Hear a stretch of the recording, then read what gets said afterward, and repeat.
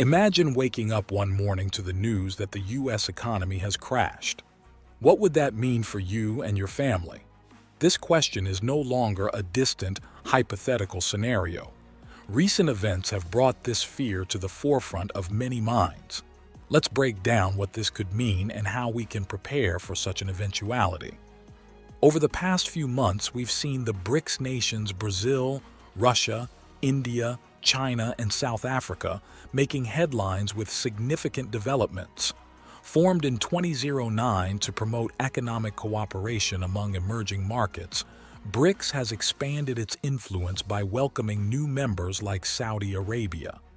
This expansion signals a shift away from the dominance of the US dollar.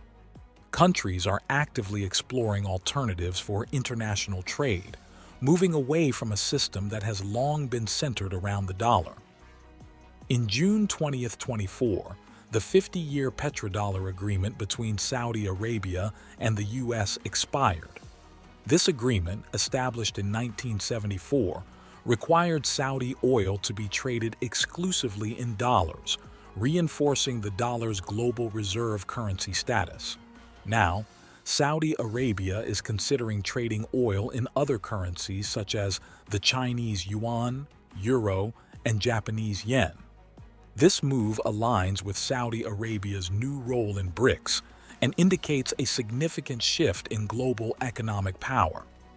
This transition has led to widespread speculation about the future stability of the US dollar.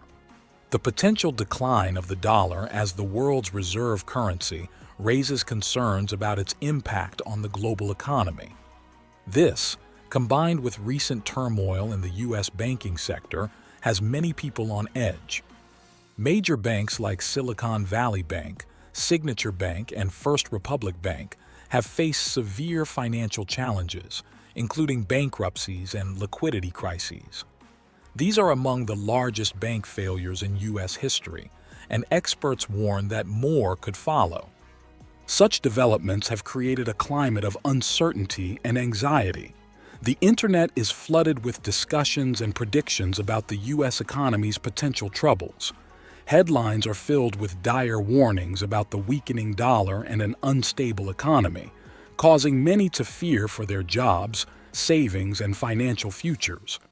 It's natural to feel insecure in the face of such news. But in these uncertain times, we must remember a crucial truth. Jehovah Jireh, the Lord, our provider, will supply all our needs.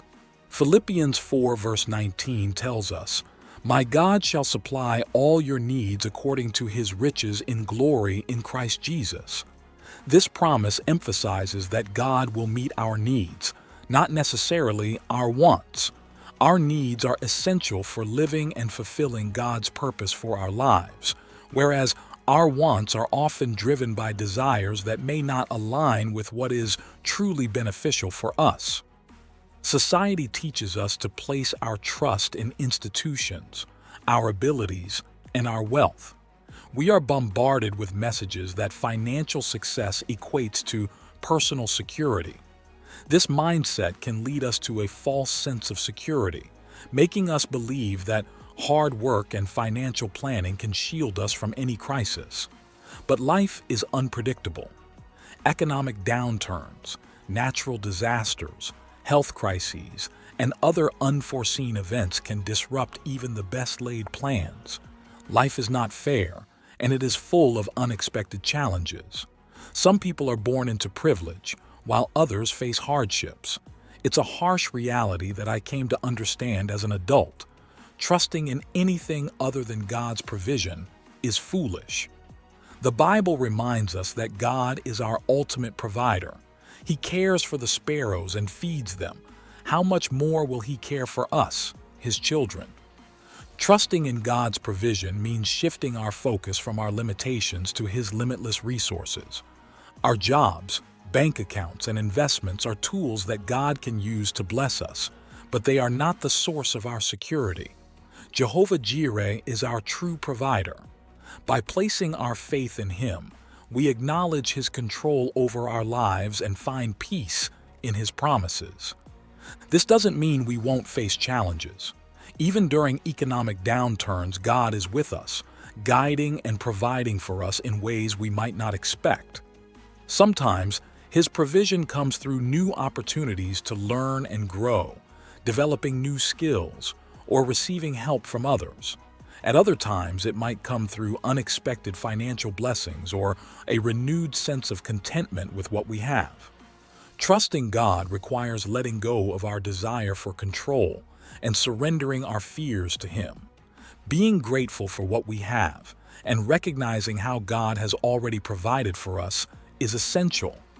Many place their security in owning homes or accumulating assets, believing these possessions provide stability. However, there is no permanence in this life. In 100 years, our possessions will belong to someone else, and most of our belongings will be forgotten or destroyed. Jesus said in Matthew 6 verses 19 to 21, "Do not store up for yourselves treasures on earth, where moths and vermin destroy, and where thieves break in and steal. But store up for yourselves treasures in heaven, where moths and vermin do not destroy, and where thieves do not break in and steal. For where your treasure is, there your heart will be also." These words remind us to focus on eternal treasures rather than earthly ones. As Christians, we should live our lives with an eternal perspective. 100 years from now, our worries about the economy will seem trivial. Our earthly possessions and financial status will not matter in God's eternal kingdom. What will matter is how we lived in faith, obedience, and service to God and others. Living with an eternal perspective means prioritizing our relationship with God and fulfilling His purposes. Colossians 3 verse 2 encourages us to set your minds on things above, not on earthly things. This mindset helps us view our possessions and circumstances through the lens of God's eternal promises. When we prioritize the eternal, our anxieties about earthly matters begin to fade. Moreover, keeping our eyes on eternity helps us trust in God's provision throughout life and into eternity. Matthew 6 verse 33 assures us, "But seek first His kingdom and His righteousness, and all these things will be given to you as well." When we make God's kingdom our primary concern, we can rest assured that He will meet our needs. In practical terms, living out our faith means investing our time, talents, and resources in things with eternal value. This could involve serving our communities, supporting missions, sharing the gospel, and helping those in need. These acts of love and service are the treasures we store up in heaven, reflecting Christ's character and making a lasting impact. It's also essential to be wise stewards of the resources God has given us. While planning for the future and being financially prudent are not wrong, we must hold our possessions loosely, recognizing their temporary nature. Our ultimate security comes from God's faithful provision, not our wealth or plans. As we face economic uncertainties, let us remember that God is our provider. He is not limited by economic conditions or human systems. His resources are infinite, and His care for us is unwavering. Psalm 37 verse 25 says, "I was young and now I am old, yet I have never seen the righteous forsaken or their children begging bread." This verse reassures us of God's faithful provision through all stages of life.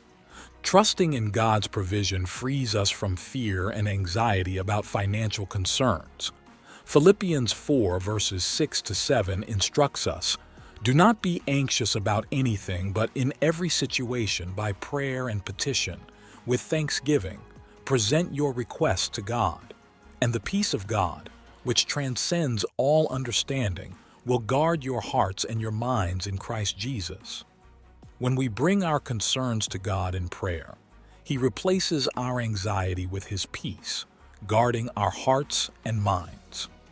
As we contemplate the question, what if the U.S. economy crashes? Let us shift our focus from the temporal to the eternal. Let us store up treasures in heaven, where they will last forever. Let us live with our eyes on eternity, trusting in God's provision and prioritizing His kingdom. If you enjoyed this video and want more insights into Bible prophecy, don't forget to subscribe, like, and share. Stay tuned for more enlightening discussions. Until next time, keep seeking the truth.